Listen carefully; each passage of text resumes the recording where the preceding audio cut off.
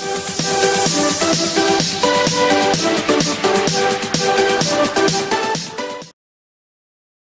Students, welcome to my channel Hunar education. और आज हम बात करेंगे एक 10th क्लास के चैप्टर 1 के साइंस के काफ़ी important topic types of chemical reactions के बारे में। एक्चुअल में मेरे पास बहुत दिनों से बच्चों की क्वेरीज आ रही थी कि सर आप थोड़ा छोटी क्लास के लिए भी कुछ कीजिए। तो आज हम टाइप ऑफ केमिकल रिएक्शंस, ये 10th क्लास का चैप्टर 1 का टॉपिक है। तो इसके बारे में हम बात करेंगे कि कितनी टाइप की केमिकल रिएक्शंस होती हैं बेसिकली। तो मेन टाइप हम यहाँ पे कवर करेंगे। तो जो टाइप ऑफ केमिकल रिएक्शन है, इसमें सबसे पहले टाइप की अगर हम बात करें तो वो होती है कॉम्बिनेशन रिएक्शन। Combination reaction. अब कॉम्बिनेशन रिएक्शन होती क्या है? कॉम्बिनेशन रिएक्शन ऐसी रिएक्शन होती है जिसके अंदर दो या दो से ज्यादा, टू और मोर रिएक्टेंट आपस में कंबाइन करते हैं टू फॉर्म सिंगल प्रोडक्ट। तो ऐसी रिएक्शन जिसमें दो या दो से ज्यादा रिएक्टेंट आपस में कंबाइन करके सिंगल प्रोडक्ट बना दें, उस रिएक्शन को कहते हैं हम कॉम्बिनेशन रिएक्शन। अब इसके एग्जाम्पल की बात कर लेते हैं। बिना एग्जाम्पल के अगर आप रिएक्शन लिखेंगे तो आपको कोई मार्क्स नहीं मिलेंगे। तो बेसिकली अगर आप कोई रिएक्शन लिख रहे हैं तो उसका एग्जाम्पल जरूर दिया करें। तो एक काफी इंपॉर्टेंट एग्जाम्पल है एनसीईआरटी का, which is CaO। CaO is quick lime. तो क्विक लाइम ये सॉलिड होता है और ये क्विक लाइम वही चूना होता है जो आप शादी ब्याह में इधर उधर आप डिजाइनिंग वगैरह देखते हैं सड़कों पे, डायरेक्शंस या इंडिकेशंस के लिए। इसे जब हम वाटर से रिएक्ट कराते हैं तो CaO quick lime plus water, it gives a solution of slaked lime which is calcium hydroxide। तो कैल्शियम हाइड्रोक्साइड का ये एक एक्वस सॉल्यूशन बना देता है। इसे हम कहते हैं स्लेक्ड लाइम। तो ये एक एग्जांपल है आपका कॉम्बिनेशन रिएक्शन का। यहाँ पे एक नोट करने वाली बात ये है, जो स्लेक्ड लाइम का सॉल्यूशन है यही सॉल्यूशन व्हाइट वॉश में यूज होता है। और व्हाइट वॉशिंग के बाद जो दीवारों पर ये जो स्लेक्ट लाइम की लेयर जम जाती है सॉल्यूशन की, 2 या 3 दिन बाद यही सॉल्यूशन जमने के बाद आपका ये स्लेक्ट लाइम वाला जो सॉल्यूशन है, ये एक्स्ट्रा बता रहा हूँ जो कॉम्बिनेशन रिएक्शन में नहीं है, ये आपका CO2 से रिएक्ट करता है और CO2 की प्रेजेंस में कैल्शियम कार्बोनेट बना देता है। ये जो कैल्शियम कार्बोनेट होता है शाइनी कलर का होता है, काफी थोड़ा शाइनी होता है। तो ये वॉल पे जो शाइन आती है 2-3 दिन के बाद या एक दिन के बाद सूखने के बाद पेंट की या व्हाइट वॉशिंग की, तो वो कैल्शियम कार्बोनेट की फॉर्मेशन की वजह से आती है। उसके बाद अगर आप चाहें तो एकदम सिंपल रिएक्शन लिखना, तो इसका सबसे simplest example carbon when burn in the presence of oxygen it gives CO2। तो this is also an example of combination reaction. अब इसके बाद अब हम बात करेंगे आपका दूसरे टाइप की reaction which is decomposition reaction. तो मैं इसे रब कर देता हूं। Second type of reaction is decomposition reaction. Decomposition reaction. अब जैसा कि नाम से यहाँ पे पता चल रहा है, what is decomposition reaction? Decomposition means टूटना। तो जब दो एक बड़ा मॉलिक्यूल हैवी न्यूक्लियाई और वो छोटे छोटे दो या दो से ज्यादा पार्टिकल्स में या मॉलिक्यूल्स में टूट जाए, तो वन बिग न्यूक्लियस या मॉलिक्यूल ब्रेक डाउन हो जाए टू और मोर मॉलिक्यूल्स के अंदर, तो ऐसी रिएक्शन कहलाती है डिकम्पोजिशन रिएक्शन। अब ये डिकम्पोजिशन रिएक्शन आपका किसी की भी प्रेजेंस में हो सकती है। हो सकता है डिकम्पोजिशन हीट की प्रेजेंस में हो, लाइट की प्रेजेंस में हो या इलेक्ट्रिसिटी की प्रेजेंस में हो। तो बेसिकली यहाँ पे आपके कुछ एग्जांपल्स हैं जो हीट की प्रेजेंस में जितने भी डिकम्पोजिशन होते हैं उन डिकम्पोजिशन को कहते हैं thermal decomposition. Thermal decomposition. Thermal माने यहाँ पे हीट से है हमारा, तो थर्मल डिकम्पोजिशन का मतलब ऐसे डिकम्पोजिशन जो हीट की प्रेजेंस में हो। अब इसका एक काफी अच्छा एग्जांपल है, वो है फेरस सल्फेट का, FeSO4। फेरस सल्फेट जो होता है, फेरस सल्फेट के जो क्रिस्टल होते हैं वो ग्रीन कलर के होते हैं। ग्रीन कलर के फेरस सल्फेट के क्रिस्टल्स होते हैं। उन्हें जब हम हीट करते हैं तो वो, उनका जो ग्रीन कलर होता है वो वहां से चेंज हो जाता है और वो फेरिक ऑक्साइड बना देते हैं, Fe2O3 plus SO2 and SO3 gases release हो जाती हैं। इनमें से बर्निंग सल्फर की स्मेल भी आती है, तो ये रिएक्शन में जब हम इस रिएक्शन को करते हैं तो काफी ज्यादा सल्फर के बर्न होने की स्मेल आती है। तो एक थर्मल डिकम्पोजिशन का एग्जांपल है। इसका एक और काफी अच्छा एग्जांपल है जैसे लेड नाइट्रेट का। तो अगर हम लेड नाइट्रेट को हीट करते हैं, लेड नाइट्रेट इज PbNO3 का होल ट्वाइस। तो जब लेड नाइट्रेट को हम हीट करते हैं, अच्छा उससे पहले ऊपर वाली रिएक्शन को यहाँ पे बैलेंस करना पड़ेगा, तो यहाँ पे 2 लगा देते हैं, ये बैलेंस हो जाएगी। उसके बाद जब हम लेड नाइट्रेट को हीट करते हैं तो उससे वो डिसोसिएट हो जाता है लेड ऑक्साइड में, प्लस NO2 गैस रिलीज होती है और साथ में ऑक्सीजन गैस रिलीज होती है। तो NO2 गैसियस, ऑक्सीजन गैसियस, और ये जो लेड ऑक्साइड होता है ये सॉलिड होता है। लेड नाइट्रेट भी सॉलिड होता है। अब इसे बैलेंस कर देते हैं, तो यहाँ पर 2 और यहाँ पर 2 PbO के आगे और NO2 के आगे 4। तो ये आपकी एक रिएक्शन है। ये एनसीईआरटी की मेन रिएक्शंस हैं जो कई बार एग्जाम्स में डायरेक्टली पूछ ली जाती हैं। थर्मल डिकम्पोजिशन के अलावा अगर हम दूसरे एग्जाम्पल्स की बात करें तो हमारे पास और भी एग्जाम्पल्स हैं। जैसे अगर फोटोकेमिकल एग्जाम्पल की बात करें हम, या किसी रिएक्शन जो फोटोकेमिकल डिकम्पोजिशन हो, तो फोटोकेमिकल डिकम्पोजिशन, फोटोकेमिकल डिकम्पोजिशन का मतलब है यहाँ पर, फोटोकेमिकल का मतलब है जो सनलाइट या लाइट की प्रेजेंस में हो। तो फोटोकेमिकल डिकम्पोजिशन में होता क्या है, जैसे आपका सिल्वर ब्रोमाइड है, इसका एग्जांपल सिल्वर ब्रोमाइड AgBr होता है। और AgBr को जब हम सनलाइट की प्रेजेंस में सनलाइट देते हैं तो सनलाइट की प्रेजेंस में AgBr टूट जाता है, Ag सॉलिड सिल्वर में प्लस ब्रोमीन गैस रिलीज हो जाती है। और इसे बैलेंस करने के लिए यहाँ पर 2 और यहाँ पर 2 लगेगा। तो ये रिएक्शन आपके ये कहते हैं फोटोकेमिकल डिकम्पोजिशन का एग्जाम्पल है। इसके साथ साथ अगर हमसे ये भी बोला जाता है कि कई बार एग्जाम में पूछा जाता है कि आप इलेक्ट्रिसिटी की प्रेजेंस में डिकम्पोजिशन रिएक्शन का एग्जाम्पल दीजिए, तो एक एग्जाम्पल इलेक्ट्रिकल डिकम्पोजिशन का भी दे देते हैं। इलेक्ट्रिकल डिकम्पोजिशन, इलेक्ट्रिकल डिकम्पोजिशन का एग्जाम्पल, बेस्ट एग्जाम्पल है वाटर।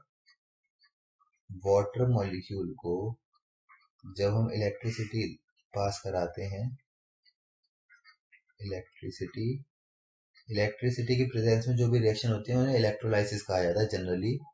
तो यहाँ पर आपका hydrogen molecule plus oxygen molecule break down हो जाता है और अलग अलग हो जाते हैं। ये रिएक्शन आपकी इलेक्ट्रिकल डिकम्पोजिशन का एग्जांपल हो गई। तो ये डिकम्पोजिशन रिएक्शन के बारे में हो गया। इसके बाद नेक्स्ट रिएक्शन के बारे में हम बात करेंगे विच इज डिस्प्लेसमेंट रिएक्शन, और ये काफी इंपॉर्टेंट रिएक्शन है। तो next reaction is displacement reaction. So displacement reaction में होता क्या है, डिस्प्लेसमेंट रिएक्शन,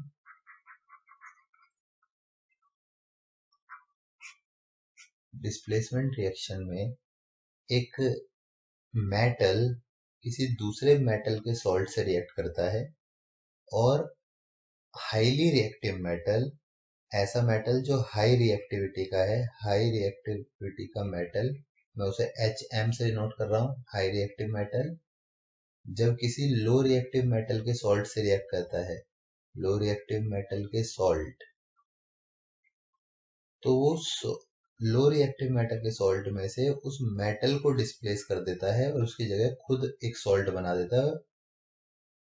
तो यहाँ पर हाई रिएक्टिव मेटल का सॉल्ट बन जाता है प्लस लो रिएक्टिव मेटल अलग हो जाता है। अब इसके लिए आप लोगों को रिएक्टिविटी सीरीज आनी चाहिए।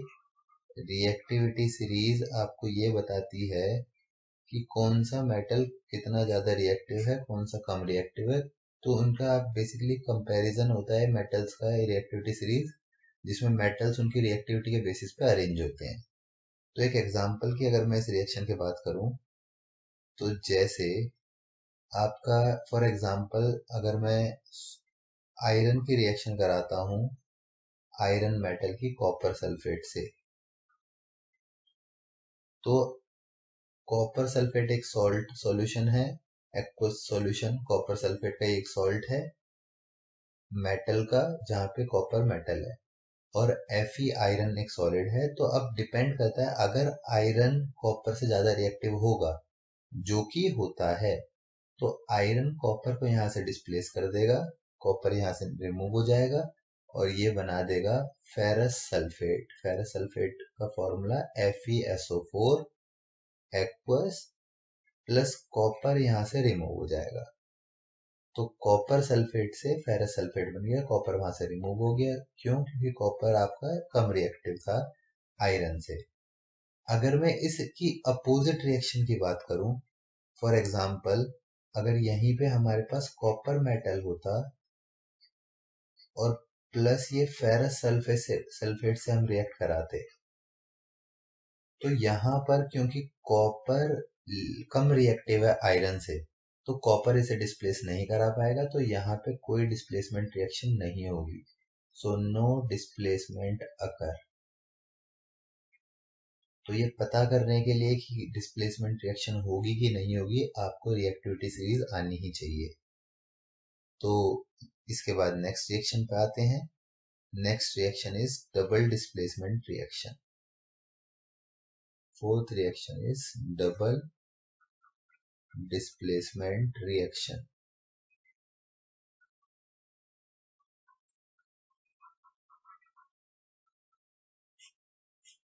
इस रिएक्शन में, डबल डिस्प्लेसमेंट रिएक्शन में बेसिकली एक्सचेंज ऑफ आयंस होता है। It involves exchange of ions, exchange of ions. अब एक्सचेंज ऑफ आयंस का यहाँ पे मीनिंग क्या है?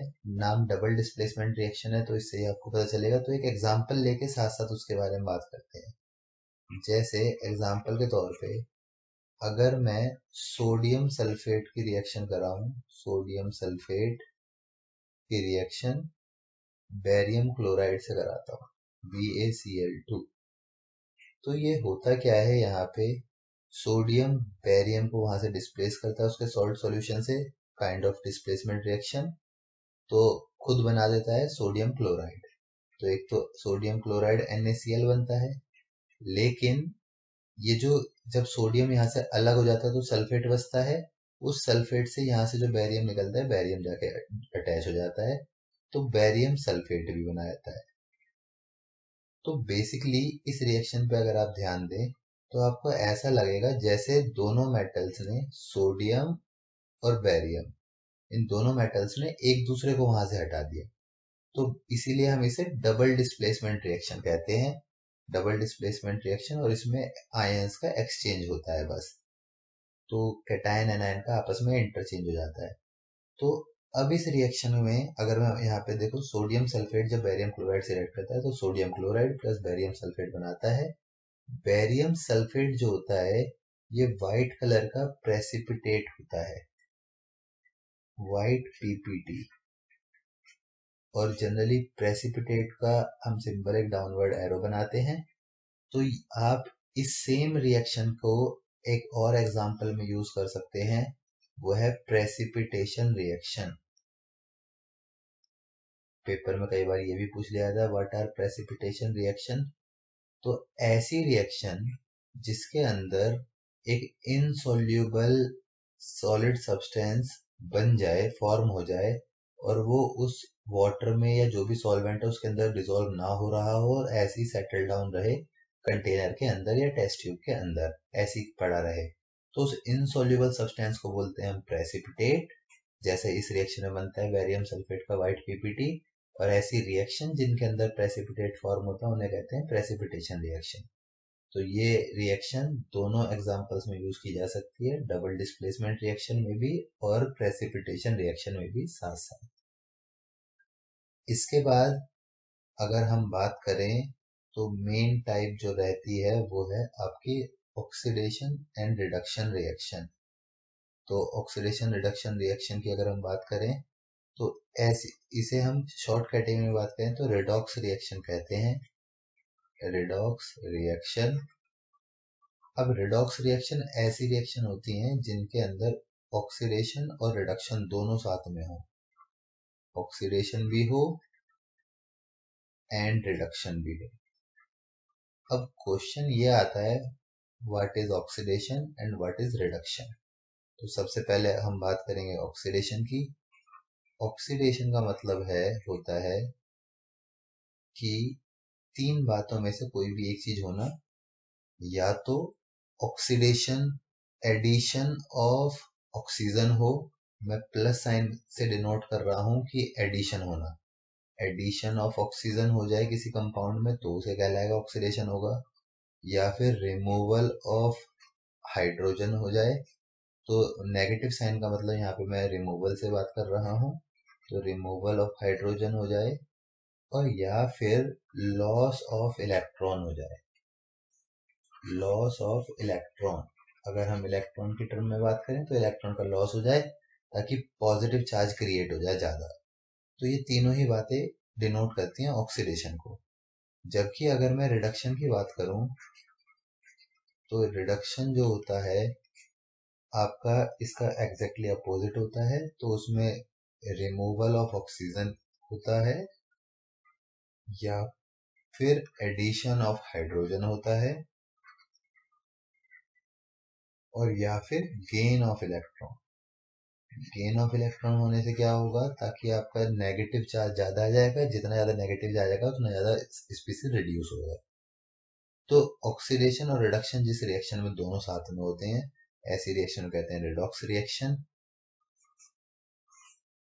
अब रिडॉक्स रिएक्शन के लिए अगर हम कोई एग्जांपल की बात करें तो एक एग्जांपल लेते हैं, जैसे CuO कॉपर ऑक्साइड हाइड्रोजन के साथ जब रिएक्ट करती है, हाइड्रोजन इसमें ऐड कराया जाता है और हीट करा जाता है इसे, तो कॉपर बनता है प्लस वाटर बनता है।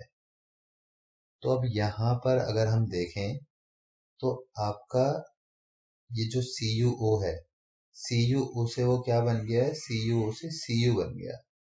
तो अगर आप देखें तो CuO से Cu बनते वक्त इसमें से रिमूवल ऑफ ऑक्सीजन हो गया, removal of oxygen is reduction, removal of oxygen is reduction. और अगर हम देखें कि यहाँ पर आपका H2 से H2O बन गया, H2 से H2O बन गया, तो H2 के अंदर ऑक्सीजन ऐड हो गई, addition of oxygen is oxidation. एक बात याद रखिए, कभी भी ऑक्सीडेशन रिडक्शन अकेले नहीं होते, अगर ऑक्सीडेशन हुआ है तो किसी ना किसी चीज का रिडक्शन भी हुआ होगा, दोनों चीजें हमेशा साथ में ही होती हैं। तो अब आपसे क्वेश्चन आता है, क्वेश्चन ये आता है इसमें कि आपका कई बार किसी एग्जाम्पल के अंदर कि ऑक्सीडाइज सब्सटेंस क्या है, रिड्यूस सब्सटेंस क्या है, ऑक्सीडाइजिंग एजेंट क्या है और रिड्यूसिंग एजेंट क्या है। तो ऑक्सीडाइज्ड सब्सटेंस की अगर मैं बात करूं तो ऑक्सीडाइज सब्सटेंस, अच्छा सबसे पहले तो एक बच्चों के लिए टिप्स देना चाहूंगा कि बहुत से बच्चे इसमें जनरली कई बार करते क्या है कि वो प्रोडक्ट साइड में देखने लग जाते हैं कंफ्यूजन में। आपको ये चारों चीजें ऑक्सीडाइज सब्सटेंस, रिड्यूस्ड सब्सटेंस और ऑक्सीडाइजिंग एजेंट और रिड्यूसिंग एजेंट, ये सारी चीजें आपको रिएक्टेंट में ढूंढनी है, प्रोडक्ट साइड में नहीं जाना है। तो कॉपर ऑक्साइड और हाइड्रोजन को देखना है, कॉपर और वाटर को नहीं देखना। अब ऑक्सीडाइज सब्सटेंस का मतलब है जिसका ऑक्सीडेशन हुआ हो। तो ऑक्सीडेशन किस सब्सटेंस का हुआ है? हमारा H2 का हुआ है, H2 से H2O बन गया। तो ऑक्सीडाइज सब्सटेंस इज H2 क्योंकि H2 में ऑक्सीजन ऐड हो गया। रिड्यूस सब्सटेंस कौन सा होगा? रिड्यूस सब्सटेंस जिसका रिडक्शन हुआ हो। तो रिडक्शन किसका हुआ है? हमारा कॉपर ऑक्साइड का, क्योंकि उसमें से एक ऑक्सीजन निकल गया। तो reduce substance is copper oxide. अब ऑक्सीडाइजिंग एजेंट की बात करते हैं। ऑक्सीडाइजिंग एजेंट ऐसे सब्सटेंस होते हैं जो खुद को तो रिड्यूस कर लेते हैं और दूसरों को ऑक्सीडाइज कर देते हैं। जबकि रिड्यूस्ड एजेंट ऐसे सब्सटेंस होते हैं, रिड्यूसिंग एजेंट ऐसे सब्सटेंस होते हैं जो दूसरे को रिड्यूस कराते हैं और खुद को ऑक्सीडाइज कराते हैं। तो जैसे अगर मैं ऑक्सीडाइजिंग एजेंट की बात करूं, ऑक्सीडाइजिंग एजेंट वो जो दूसरे को ऑक्सीडाइज करा दे, खुद रिड्यूस हो जाए। तो यहाँ पे रिड्यूस कौन सा सब्सटेंस हुआ है? Copper oxide. और उसने देखो हाइड्रोजन को ऑक्सीडेशन भी कराया। हाइड्रोजन का ऑक्सीडेशन कॉपर ऑक्साइड की प्रेजेंस में ही तो हुआ। तो आपका oxidizing agent is copper oxide. और सेम तरीके से अगर मैं रिड्यूसिंग एजेंट की बात करूं, तो रिड्यूसिंग एजेंट जो होगा वो दूसरे को रिड्यूस कराएगा, खुद को ऑक्सीडाइज कराएगा। तो यहाँ पे हाइड्रोजन ने खुद को तो ऑक्सीडाइज कराया है, लेकिन हाइड्रोजन की वजह से कॉपर ऑक्साइड का खुद का रिडक्शन, उसका रिडक्शन हो गया। तो reducing agent is hydrogen gas. अब एक सिंपल से अगर 10th क्लास के लेवल पे देखा जाए, तो आप लोग अगर ऑक्सीडाइज सब्सटेंस और रिड्यूस सब्सटेंस निकाल लेते हैं, तो याद रखिएगा जो ऑक्सीडाइज सब्सटेंस होगा वही आपका रिड्यूसिंग एजेंट होगा, और जो रिड्यूस सब्सटेंस होगा वही आपका ऑक्सीडाइजिंग एजेंट होगा। तो आपको ऐसे भी घबराने की जरूरत नहीं, जो चीज आप निकाल लेते हैं, ये शुरुआत की दो तो आपको निकालनी ही पड़ेंगी, बाद की दो आप उन्हीं से निकाल सकते हैं, डायरेक्ट लिख सकते हैं। तो ये बात हो गई आपके रिडॉक्स रिएक्शंस की। इसके बाद एक दो एक्स्ट्रा रिएक्शंस आपसे कई बार पूछ ली जाती हैं, एक्स्ट्रा प्रोसेसेस पूछ लिए जाते हैं पेपर में। तो उसमें जैसे कई सारे प्रोसेस कौन से आते हैं, एक आता है फोटोकेमिकल रिएक्शन। फोटोकेमिकल रिएक्शन ऐसी रिएक्शन होती हैं जो सनलाइट के प्रेजेंस में हो। इसका एक बेस्ट एग्जांपल है फोटोसिंथेसिस। फोटोसिंथेसिस। और सेम तरीके से एक रिएक्शन होती है एंडोथर्मिक रिएक्शन। एंडोथर्मिक रिएक्शन ऐसी रिएक्शन होती हैं जिसके अंदर हीट एनर्जी एब्जॉर्ब हो। तो हीट एब्जॉर्ब जिस रिएक्शन में होगी वो रिएक्शन कहलाती है आपकी एंडोथर्मिक रिएक्शन। अब इन दोनों ही रिएक्शन का एग्जांपल आप फोटोसिंथेसिस दे सकते हैं। फोटोसिंथेसिस में होता क्या है, तो आप फोटोसिंथेसिस को देख लेते हैं। फोटोसिंथेसिस में आपका CO2 वाटर के साथ कंबाइन करती है in the presence of sunlight and chlorophyll. तो सनलाइट पड़ रही है तो इसलिए फोटोकेमिकल रिएक्शन, और सनलाइट हीट एब्जॉर्ब हो रही है सनलाइट के फॉर्म में, तो इसलिए इसे एंडोथर्मिक रिएक्शन भी कहते हैं। क्लोरोफिल के प्रेजेंस में एक ग्लूकोज मॉलिक्यूल बनाता है C6H12O6 plus oxygen gas release हो जाती है।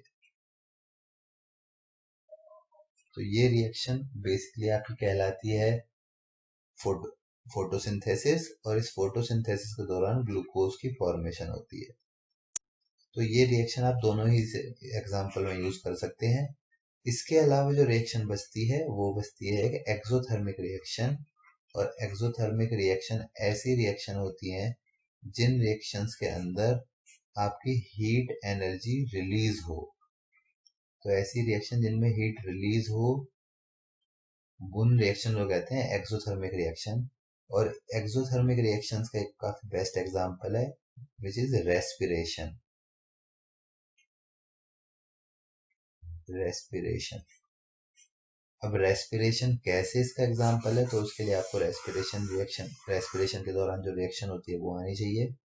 तो अब रेस्पिरेशन में आपके बेसिकली दो टाइप के होते हैं, एक एरोबिक और एक एनारोबिक। तो दोनों में ही मैं यहाँ पे बताऊंगा। तो जैसे बेसिकली आप वैसे कोई एक भी लिख सकते हैं, तो चलिए हम एरोबिक रेस्पिरेशन की बात करेंगे। एरोबिक रेस्पिरेशन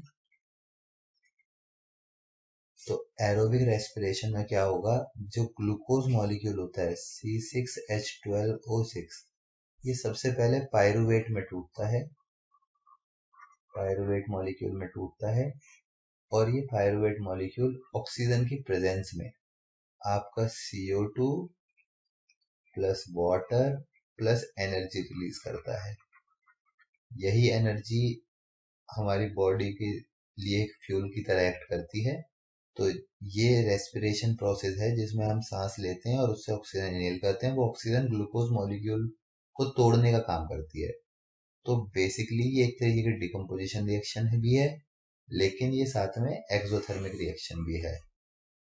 तो सारी रिएक्शन ऑलमोस्ट खत्म हो गई है, मेन टाइप। तो आई होप आप लोगों को समझ में आया होगा। अगर किसी को कुछ समझ में नहीं आया तो प्लीज कमेंट करके जरूर बताएं। आज के लिए इतना ही रखते हैं, बाकी आपसे मिलेंगे नेक्स्ट वीडियो में। तब तक के लिए गुड बाय।